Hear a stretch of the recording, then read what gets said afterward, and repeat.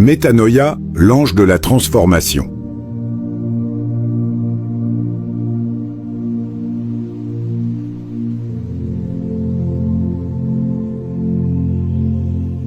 Chers frères et sœurs, soyez abondamment bénis. Merci de nous rejoindre pour ce temps de méditation. Notre méditation de ce jeudi 25 juin 2026 porte sur ce thème inspirant. Courez vers votre but divin. Écoutons notre verset d'ouverture dans l'Épître aux Philippiens, chapitre 3, versets 13 et 14. Frères, je ne pense pas l'avoir saisi, mais je fais une chose. Oubliant ce qui est en arrière et me portant vers ce qui est en avant, je cours vers le but, pour remporter le prix de la vocation céleste de Dieu en Jésus-Christ. Chaque personne que Dieu a créée a une trajectoire bien définie pour sa vie. Dieu a pris le temps de faire de vous un succès avant de vous envoyer sur la terre.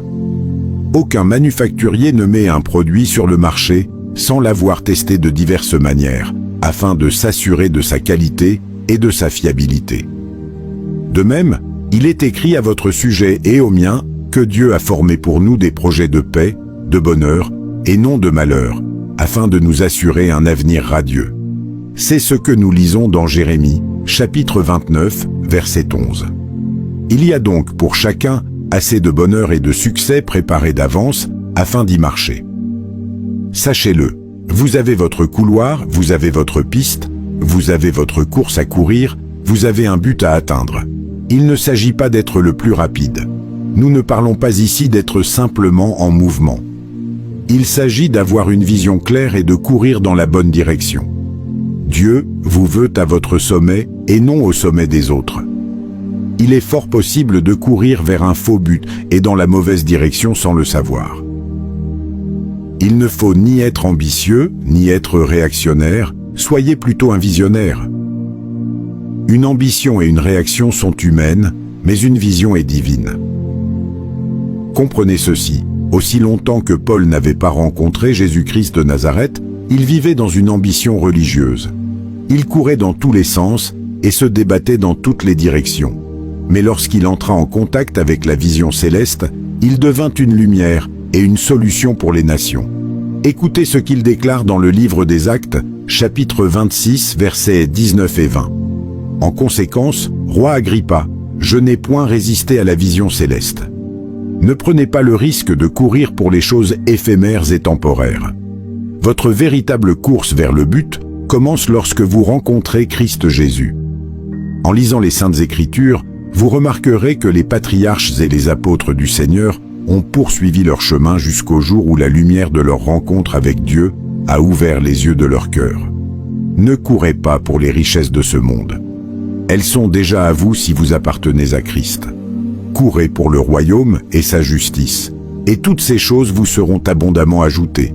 Courez de manière à remporter le prix de la vocation céleste de Dieu en Jésus-Christ. À la lumière de cette parole, élevons maintenant notre voix vers Dieu. Père Céleste, je te remercie pour ton amour et ta bonté envers moi. Même avant le sein de ma mère, tu avais déjà pensé à moi.